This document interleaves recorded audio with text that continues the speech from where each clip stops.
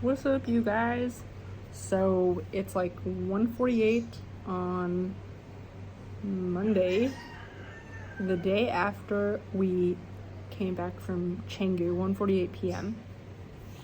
Which is like in the States right now. It's in the middle of the night. Literally, New York time is 12 hours apart, so it's like 1:48 a.m. right now in New York City, for example. And I got a tan from Canggu because we were like walking around. I was walking around in a bikini the whole time, which is so nice. And it's just like crazy difference from like where I came from, like, you know, walking around in a bikini. I would never have done that 10 years ago.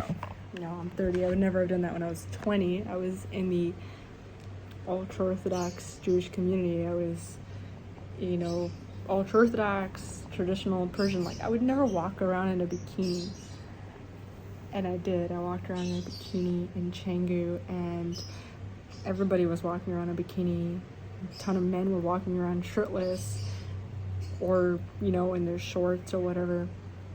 And it was just a very laid-back environment. I loved Canggu. I love in general, like, being around very, very beautiful people, because being around, for me, because I'm so easily affected by my environment, like my friend slash coach calls me, she calls me a sponge, because I really absorb my environment so easily. I have my phone on the bed because I'm too lazy to look for the tripod. It's just comfortable. But anyways, my friend calls me a sponge because I just absorb my environment so easily. And in Canggu, it like, if you're in a bad environment, for me, like if I'm in a bad environment or in an environment that doesn't really reflect exactly where I want to be on the inside, I'm going to absorb it, and I'm gonna become that thing, and maybe against my will. So it's really imperative for me to like surround myself exactly with what I want to be, and I'll absorb it very easily. So for me, like, becoming exactly like what I want to be really involves surrounding myself with all the propagandas of becoming that thing and really indoctrinating myself into that thing. So for example, I want to be like healthy, happy, sexy. I want to do all the things that make me feel really good about myself. It really helps for me to be in an environment where other people are doing that. So in Canggu, everybody is hot. In Ubud as well, Ubud where we are, but Canggu is like the beach town, the beach community, and that's where people are extra working out. Like, I feel like Ubud is a little more zen. Ubud is like, the vibe of Ubud is a little more like, there's a little more shade, trees, like it's a little higher up than Canggu, so people are slightly less tanned. There's just, I don't know, I don't want to like they're just so similar that I don't want to like separate them too much. And these, for anyone that's new to this is in Bali. These are both like areas in Bali. Canggu is very beach towny, and it's very much like, if you watched some of my other videos, like Andrew and I have talked about Canggu being more like frat bro-y. Like, there's just a lot of young people that are like just out of college, they're just surfing. There's a lot of surf bums.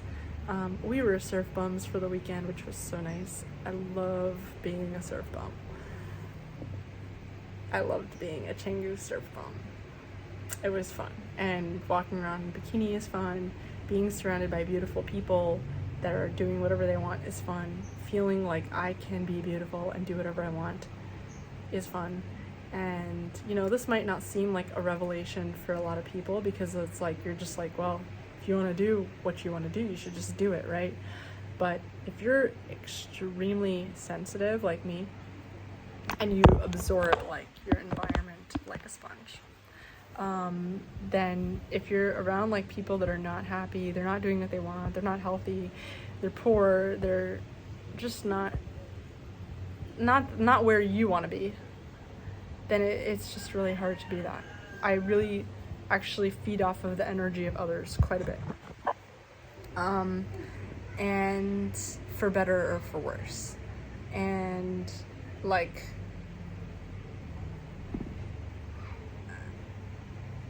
yeah, I just, in environments where everyone is like ugly, fat, whatever, things that I don't like, consciously or unconsciously, like I just don't want to be those things. It just feels like I'm being dragged down by their energy. And even if they're not like consciously or outwardly expecting me to follow along with it, I feel like they're doing that.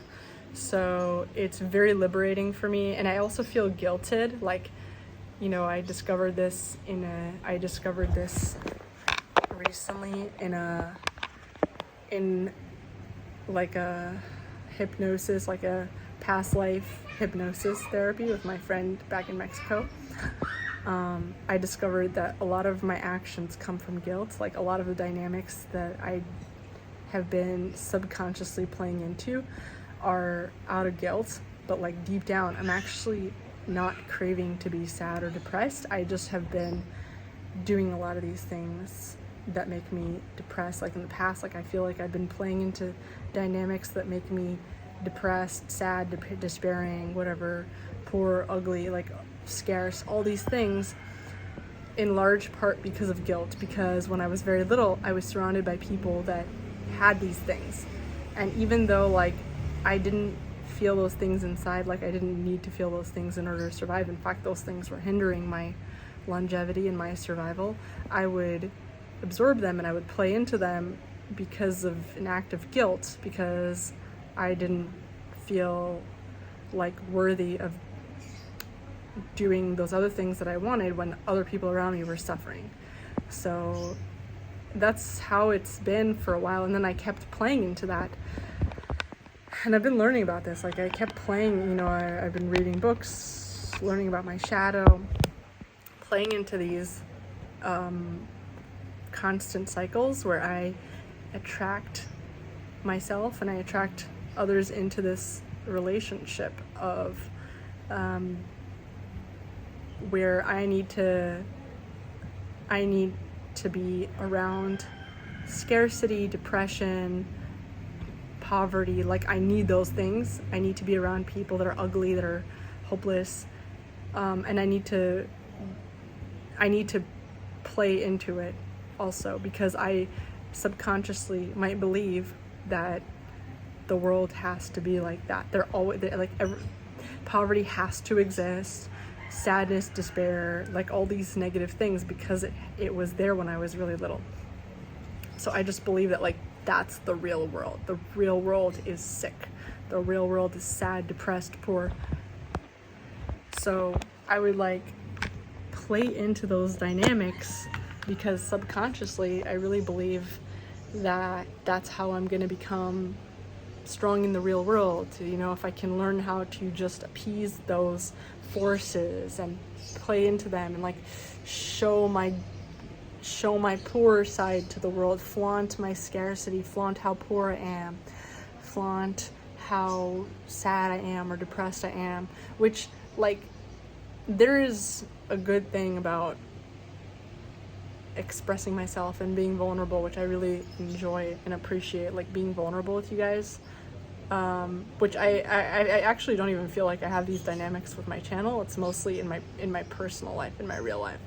Like I do really need vulnerability. I need to connect and like share when I'm not feeling good, to be able to share with people. Like that's how I can be happy. But at the same time, I feel like I was just attracting a lot of like in my personal life, trying to seem down, seem poor and like depressed, and seem humble, small, like weak, naive, like small, like just not confident for other people, so as to feel safe that way, because like I really believed, and I still on a subconscious level believe and feel safe in the idea that like the real world is just full of depressed people, and everybody just is depressed and wants to be depressed, and everybody just wants to be poor and ugly and fat.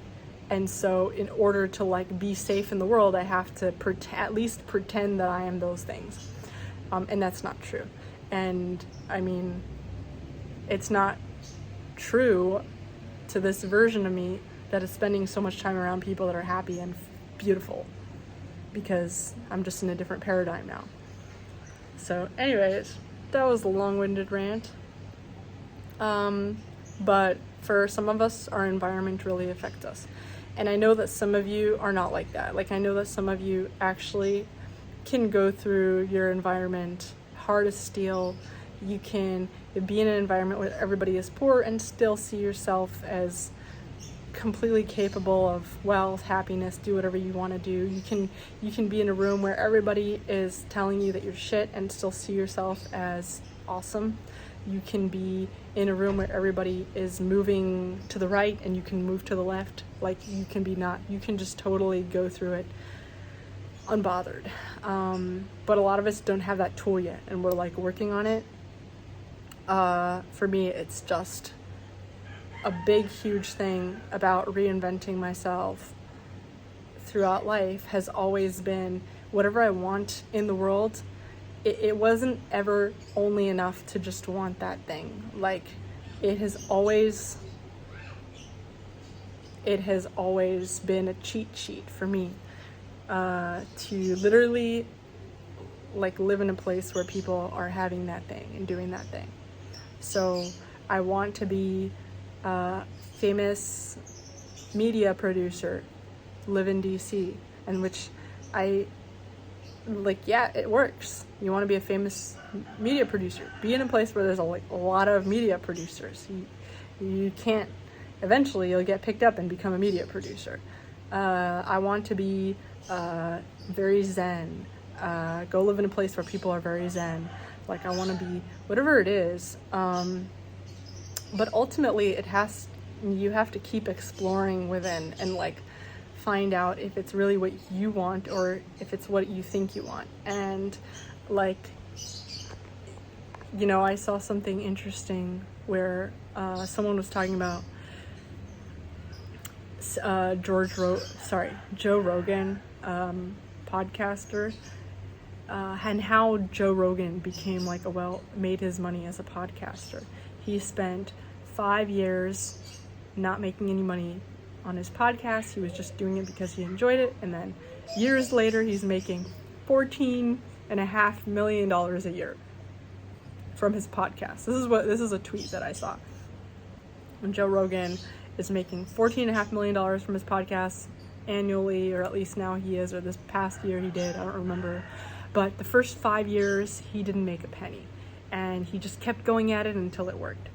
And like, if I had to go back and get inside of Joe Rogan's brain when he started podcasting, I don't think he was intending to be like very wealthy from podcasting, because back then I don't even think podcasting was a thing. I think that he actually played a big role in how popular podcasting is. Now everyone is like, I want to be like Joe Rogan.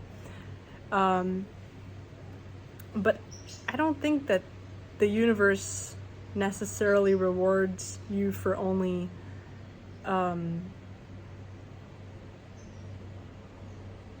wanting to be what other people already are. I think that the universe really rewards you for taking pride in who you already are and finding your own peace in it. Like, I don't think that he started off his podcast and said, I want to be like Joe Rogan. I want to like reinvent myself and be Joe Rogan. I think he was doing it for 5 years, which shows that he found a certain comfort in something that made him happy, and he just kept doing it consistently because he believed in the thing that made him happy. It's like, it's like if you just love watching movies and you just keep watching movies, or like, I don't know, like your little guilty pleasure, like you love playing. I know some people that like love pets, love animals, so they like their guilty pleasure, the thing the thing that they like to do is like hang out with pets or create art or build a shed in their backyard, and like they just do things. But I think that it's not very common for people to believe in the thing that they enjoy so much that they will put more time into it than their job, because your job is a thing that has been validated by other people, and your art has not. Your art is not something that when people say, what do you do? They don't mean, what do you do for enjoyment? They mean, what do you do to keep yourself barely afloat? That's what they mean. Not what speaks to your soul. What do you do that speaks to your soul? They don't mean that. They mean, what is keeping you basically alive so that you can basically get by on this planet and just basically live. And I think that from a position of basically being alive on this planet and basically living, that's not where you make that kind of money. That's where you can that's where you can scrape by enough. I mean, that's where, for me, that's what House Hackers Anonymous is all about. That's where you can, which, guys, really read my book, read House Hackers Anonymous. Like, I worked so hard for it to make it, so go read it. And I won't know who bought it. Like, Amazon doesn't tell me who buys the book unless you write a review and it shows that you're like a verified buyer or whatever. But like, House Hackers Anonymous is like literally exactly how I did everything I did. It's like my personal, like, I don't really keep any secrets. But if you want to know exactly how to, basically get by and get to the place where you can from then start doing what you're passionate about, that's what House Hackers Anonymous is. And like all these jobs, all these careers, everything that's about making money, saving, investing, make your first million by this age, sales, like hustling, everything is just the first step to being on this planet and like actually pursuing who you want to be. Because like most people will say, they become laser focused on this basic survival piece, which is really important. Like this basic survival piece, the piece of feeling safe and stable in the world is really important. Like that's what's gonna allow you to go out and do all these other things. So the basic survival piece, which is literally like what I've been focused on for so long. So you figure out your basic survival piece, and that's what's going to allow you to do what Joe Rogan did, which is spend 5 years doing something for the hell of it, without caring, without needing it to be validated by upfront money. Like people will look at Joe Rogan and say, well, I want to make $14.5 million a year. Maybe I can like copy exactly what Joe Rogan did with that return. I mean, investors want to know exactly like that something will bring exactly the amount of money that they're expecting, because it's been validated by somebody else. They want something that's been validated. And people will kind of go through life as investors in stuff. But I don't think that Joe Rogan knew that he was, like, I think he just wanted to do it because he wanted to do it. And like, just think about all the things that you do in life for the sake of doing, just because you feel like doing it, because you want to blow off steam, because you found enough safety and stability during those few hours of your day to do that thing that helps you just relax and calm down and be happy. You read books, maybe you for me, it's making videos. Like I've always, even when I was like I've always just enjoyed making videos, you know. And imagine if you believed in it enough to consistently keep doing it, which I didn't, because making videos for me, like, it was something I really enjoyed, but I really didn't believe in what I was doing. And in fact, I was in not, you know, it was my environments as well, where like I didn't believe in it enough, but then compounded with I was in environments where people just weren't vlogging, and me vlogging was embarrassing for them. Which, like, if I could go back, I would tell myself to, I'm glad I already did it. Like, I already distanced myself from communities where people don't vlog. Like here in Ubud, like, everybody vlogs. Everybody puts themselves out there shamelessly. They plug themselves shamelessly in whatever they do.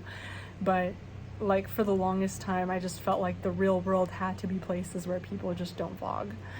And so I was just constantly in environments, in places, I mean, my own family, like, forget about vlogging. They don't put themselves out there.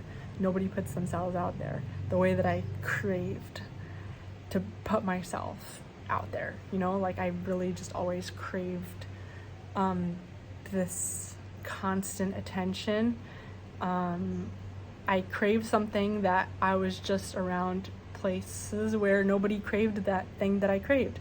And not only did they not crave it, they didn't understand it. It was just, and it just, me doing it hurt them, because, like, let's say I'm putting myself out on display. You know, I have like a humiliation kink, which I talked about in my last video. Don't ask me to explain in this video, but like, I have a humiliation kink, for example, which I didn't even think of it that way before this book that I was reading, which, anyways, so I have, let's say, a humiliation kink. I feel turned on by being public and out there and putting myself out there and being humiliated and being obsessed over and being like, I just feel a certain deep, unexplainable pleasure from being out in public for strangers to pick apart. And I have this pleasure, but other people don't in my life. So if you're in my life and you're kind of forced, basically, like, my sphere of people, just by being in my pictures, by being in my videos, by being around me, by being in my mind, are going to be drawn into this humiliation kink. But they don't want to be, because it's a weird kink. You know what I mean? So I'm going to feel guilty about it. I'm going to feel guilty about vlogging. I'm going to feel ashamed to do it consistently, because it's going to prevent me from being able to find someone to live with, to do stuff with, to, like, find friends, to be able to be connected to anybody in the world, because me having this pleasure is going to hurt the people that I love and care about.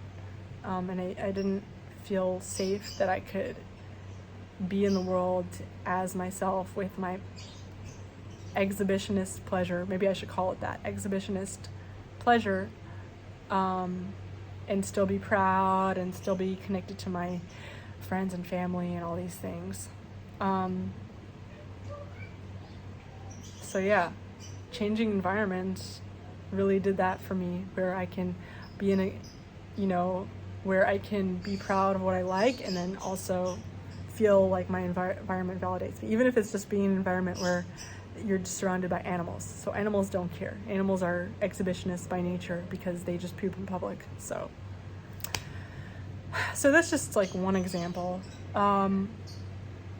If you can find a way to become proud of the thing that makes you, the things that you enjoy, and to really, like, first of all, get to know what it is, and become proud of it. You like eating, I mean, you enjoy sleeping, like, there's just so many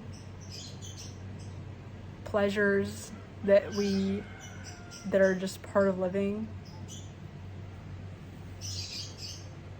you know, podcasting for a lot of us is not about making money. It's about like a pleasure that we have.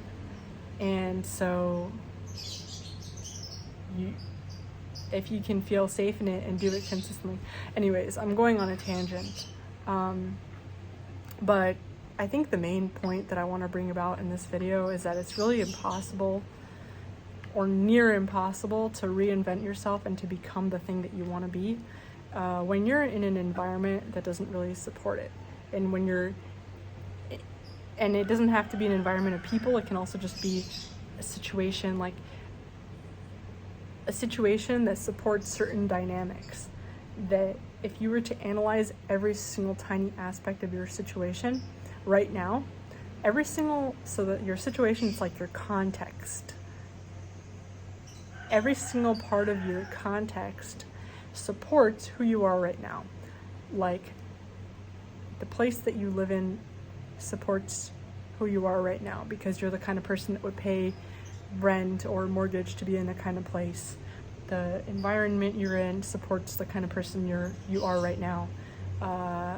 Like who you are right now is directly having a relationship with every aspect of your personality, who you are. Like you're not anything else. You can't be anything else.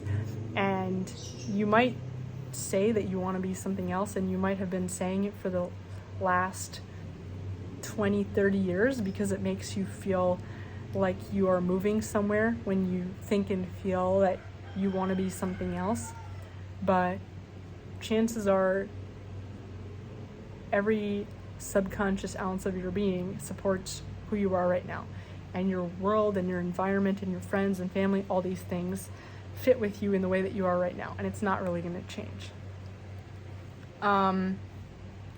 The energy that you put out in the world is supporting who you are right now.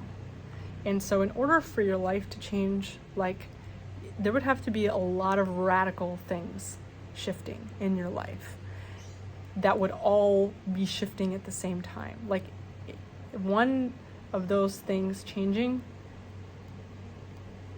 is probably not going to cut it. Like you moving to a different place, even that.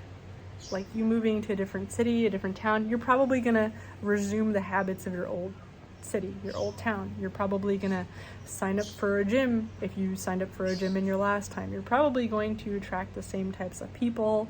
You're probably going to like have the same working style where you know, let's say you work at a coffee shop for a few hours every morning or every afternoon. You're probably going to do that in this new place that you move to. You're probably going to find a place to live in that has a bathtub because you like taking your evening baths. Like you're probably going to maintain the same life no matter where you go. You know what I mean? But like tiny little things will change and you won't notice it. Like for example, you might move from a cold place to a place that's warm, and because it's warm, you'll want to take off your clothes more often. Everybody will be wearing less clothes, and because you're wearing less clothes, you might feel shame because maybe you lived in a place where you were bound by shame. So you might feel shame walking around with the body that you had when you came to such a new place. So you might be more motivated to go to the gym more often because your body is just more exposed. So then, since you're going to the gym more often, you might have a boost of serotonin in your brain more regularly. And so little things might change without you noticing it. It won't necessarily be radical, but it could be significant. Like if enough things in your environment change for that to happen. Chances are, if you're the kind of person that lives a certain way in a cold place, let's say, you're always going to be attracted to living in a cold place, a cold environment, because it supports like your regular habits. But I'm just using that as an example. Like, it's very unlikely that you're going to even choose to be in a place that is so radically different from you right now. But even if you do choose such a radically different place to be in a radically different lifestyle, situation, whatever, it still won't be that far off, because you are you, and you're going to choose what you choose, which supports who you are right now. So I don't know if that makes sense, but like literally the only way for your life to change is for you to really, really, really, really, really want it to change. Like you really, really, really consciously have to want it so bad that you're willing to do things and put yourself in environments and situations that are so not natural for you.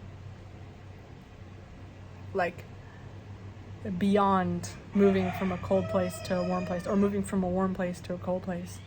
Like if you want to be what people are, like if you want to be the kind of person that like sits at home, works on their laptop all day, like I don't know, I'm throwing shade at cold places because I feel like I've lived in so many cold places and did not really like it.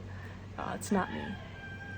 And I also don't like being around fat people that are ugly and unhealthy, and I feel pressured. Whenever I'm in places like that, I feel pressure to do that, to live that lifestyle, sedentary lifestyle. So that's, I grew up in LA, so I'm probably always going to attract warm environments, and I'm probably always going to like flow in that way. I might yeah. So like you're never going to change too much. You're never going to lose too much of yourself because it's just impossible. But if you really, like, you'd have to really, really want it. It would have to be a really conscious effort to reinvent yourself, because just the way you are is going to attract the same energy as before. And I was having this thought yesterday, like, I really want to be a calmer person. I like everything about myself. Like, I really like pretty much everything about it. I like my pleasures. I like my vlog. I love my vlog. I love my relationship. Like, even the things that I didn't understand about the way I am in my relationship, I've really been exploring, and I've grown to like understand, really fall in love with. Like, so I love so many things about myself, but I just wish that I was a lot more zen, relaxed, healthier. Like, I wish my body was healthier and more relaxed. Like, I wish that I didn't get so easily aggravated by things. And the fact that I'm even able to like have this realization is me being more relaxed than I was before, because, you know, before I would have just listed a million problems with my life, and I would have listed a million problems because I would have been in a state of hypervigilance, and I would say, I want these things, and not understand why I even want all those things so badly. I want $1 million. Ultimately, I just want to be more healthy, and I want to be more zen. But then I was having this realization where even the fact that I'm not more zen and more relaxed is because I don't want to be, because I'm scared to be more zen and more relaxed. Because if I'm more zen and more relaxed, then I might not pursue my goals as hard and heavy. I might not like try to change my life. I just got a text from Andrew. Andrew's texting me about how awesome coconut water is. Did you know that coconuts have electrolytes in them? I didn't know that. He just texted me that. Because we were just talking about, because we both went surfing. We spent the weekend surfing, and I worked out before my surf sesh. Like, I did like yoga and stuff like that, and we were like walking around in the sun and doing stretches and stuff. And so by the time, and then also because our surfing instructor kept texting us to come later in the afternoon, so by the time we got to surfing, we were already a little bit tired, and then we surfed, and we had to do like more work because the waves weren't as high. So we had to do more work than last time, and so we were really tired by the end of our surfing session. And we've both been like, yesterday I went to sleep at 7 p.m. That's when I went to sleep. And Andrew woke up today at like 11, like really late. And so like we were both talking about, and the thing is, when I'm tired, like I get moody too, because I think that it's in my head, but I feel like now I'm more able to realize that everything in the world suddenly isn't a problem. It's just that I'm tired. So that's why it feels like everything is a problem. So so now we were just having a conversation about what foods we can eat to help us be more chill. So we're talking about coconuts, and we've actually been having coconuts every day. So we weren't even thinking about it. It's just that everybody here in Bali has coconuts every day. And that's another cool thing about this environment, just to go on this tangent, like people here are really doing a lot of things that like I don't have to fix and manage every part of my lifestyle in order to be a certain way. I can just move to a place where people are healthy, not think about why it is that they're healthy, and just fall into their rhythm, fall into their lifestyle, and I will become that thing without even trying. Like, I wasn't aware of coconut water having such benefits. We've been drinking coconuts literally, like everyone does this, like, you know, I'm sure all over the Caribbean they do this too. It's just give you a coconut, they like stick a straw, they stick a stick in it, and they stick a straw, and you drink from the coconut. Like a lot of island countries are like this, where that's all you drink every day to keep hydrated is coconuts. And we've been doing it because that's what everybody does, but apparently there's like all these health benefits, which is really cool. And I didn't have to put so much energy that I didn't even have into trying to reinvent myself from the ground up, like using every single one of these little things, because I leveraged the place that I'm moving to do that for me. So I literally don't even know what I was saying before, but I want to be more zen, for example. I want to be more, just more chill, more relaxed. And I was having this conversation with myself where like I was doing what this book told me to do, which is like have this conversation with yourself where you ask yourself, why, like, are you scared of becoming the thing that you consciously say that you want? You consciously say you want to be more relaxed, but your subconscious knows that you don't want to be more relaxed. Why don't you want to actually be more relaxed? For me, it's that I'm scared that if I become more relaxed, I will turn into a hippie. I'll turn into a slack off, one of those like homeless bums that doesn't care. I won't fulfill my true potential in the world, the way that I believe true potential to be. I won't become a Joe Rogan. I won't become an Elon Musk. I won't become, I don't know, Adele, the singer. Like, you know, like, because what I perceive to be the highest and true forms of self-actualization right now are people that are influenced by the environment that I was in before. The environment I was in before prized those random people above everything, just because they like have hit certain benchmarks that work in those communities.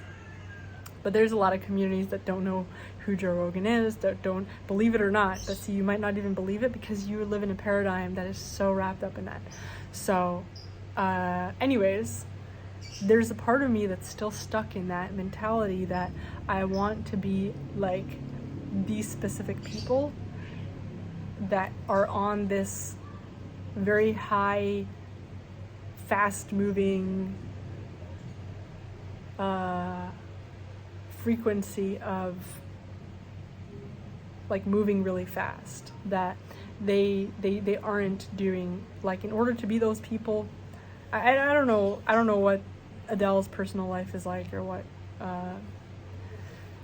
Joe Rogan's personal life is like. I actually have not been keeping up, but like, in order to be the people from my past, like who I would have prized, I would have maybe had to live a certain lifestyle and be a certain way that would not allow me to be zen like I want to be. So I want to be zen, and I want to be just chill, and I just want to like be able to completely let go and feel safe and stable and relaxed. But in order to be that, I would have to live the kind of lifestyle, hustle in the way of, and do the kind of things that those people do, which I'm not. So I have a conflict right there. I'm not willing to hustle and live the way that Elon Musk lives. I'm not. And I don't feel ashamed about it now. Like, I really don't feel ashamed to say that I am not willing. And I feel very proud and impressed by Elon Musk for being who he is, but I would not want to be him. And I wouldn't want to live his life, especially working so hard to make so much money so that you can live like that. That's, now to me, that sounds pathetic. I'm sorry. That sounds like a slave. Like you work so hard, spend your life killing yourself, ruining your health, your family, your this, that, just to like hustling so hard and making so much money, or making such a high net worth, or at least displaying such a high net worth so that you can live the way that I would never want to be able to live. I would never be able to relax in that lifestyle. That doesn't make sense to me. And instead, realizing that I actually want different things, and validating like what it is that I want. So like the version of me now is still a little bit stuck to that old paradigm of what I want it to be. I want to be like this like certain type of person that spoke to old me. But in order to be that, I need to be a little more high strung. And so part of reinventing yourself, I think, is just exploring the world and learning more about the kind of people that fit more within what you see yourself as comfortable being. And that's really, the more you change, that's going to change. You're never going to have the same hero. Like you're never going to look up to the same people. You're never going to be attracted to the same kind of person. Like if you're in a relationship, that person is going to evolve together with you. But if you were to like step away from a relationship that was like the love of your life, and you were to like meet them like 10 years later after you've done all this changing, you're not going to be attracted to that person again. They won't be attracted to you again. It's really just going to constantly change. Literally, unless you were together with these friends, your partner or family, like if you were really like in close contact with them the entire time, and you were evolving together with them. So like I feel like I would not be happy if I was like, now knowing what I know, or like my conscious mind having a new idea of what it wants. My subconscious mind is still stuck a little bit because it takes time for your body to change. Your lizard brain is still going to be perpetuating the cycle of what it's used to doing. So old habits. Like my lizard brain still wants to be like Elon Musk. But my conscious mind has new heroes, like people that I've been meeting. There's a lot of people that are either they're very wealthy, but it's just not in the same way as Elon Musk, or they're not like crazy wealthy, but they're very flexible. They own homes in like every country. They are, or they're able to, they own like a very diverse set of currencies. They're able to flow in and out of whatever lifestyle they want. Or they're just people that they just do whatever they want. They don't really see any obstacles. They're just living on a really powerful frequency where they can just do whatever they want, flow in and out of whatever they want to do. I want to start a business. I see zero obstacles because they're just in that kind of state of that kind of environment, that kind of lifestyle where you can just do that. And there's just nothing holding anybody back. So like I've been having different heroes consciously. Like, I've been having new heroes, and some of them are famous people because that's how I found them, is like through the internet, through like YouTube or through Instagram. Like, some of them are famous people, so I think that being famous, like having a big reach is really valuable. But I don't think that you necessarily have to, and some of them are just people that I met through people that I met. Like, I met people who met someone who knows someone who knows someone. So my heroes have really been changing to become more Zen types of people. And I don't think that in order to survive in the world, you have to live the kind of lifestyle of like Alex and Layla Hermosi. Like, I don't think that you have to spend your life, which like it is a way of doing it. Like, my parents, for example, my parents hustled from the ground up. My parents, and I know a lot of people that hustled from the ground up, lived in the office. Like, they lived at the office where they started their business, and Andrew did that for his business back in the States. A lot of people do that. They live at the gym, they sleep on the floor, and I talk about this in House Hackers Anonymous, like how to, it is possible. You could totally do that. You can live,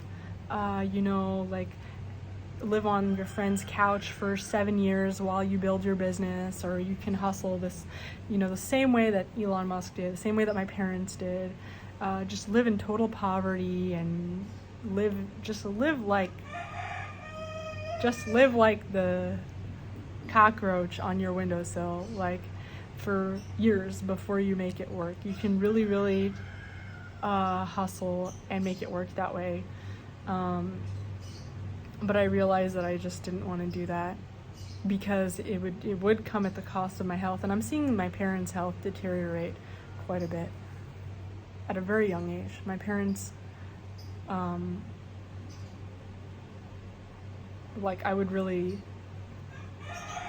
could really see myself going down that same path and hurting my health long term, my longevity,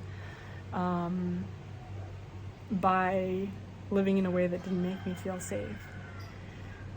And I'm already so sensitive. So what I realized is that that's not going to be my path. Like, I would actually rather live, instead of living on a friend's dusty couch and feeling like scum for 7 years until my business worked out, I would actually rather live in a different paradigm where that didn't matter, or build a business from a position where it's just a lower bar. Like, you don't have to build a Tesla your first round. You can build a little ice cream shop your first round. And if the ice cream shop is too hard, you can build something even lower effort. You can be a piano teacher. That was my first thing ever. I was a piano teacher. You can just knock on your neighbors' doors, talk to your friends, neighbors, family friends, whatever, and just tell everybody you know that you are a piano teacher and you charge $30 an hour or whatever the going rate is nowadays. So you can just tell everybody you know, knock on people's doors, let them know, or just put out a flyer. I'm a piano teacher. I teach whatever this skill is that I know. Or I mow lawns. Like, it can start small. Change your paradigm of what it has to be. Start within a paradigm that you can work with.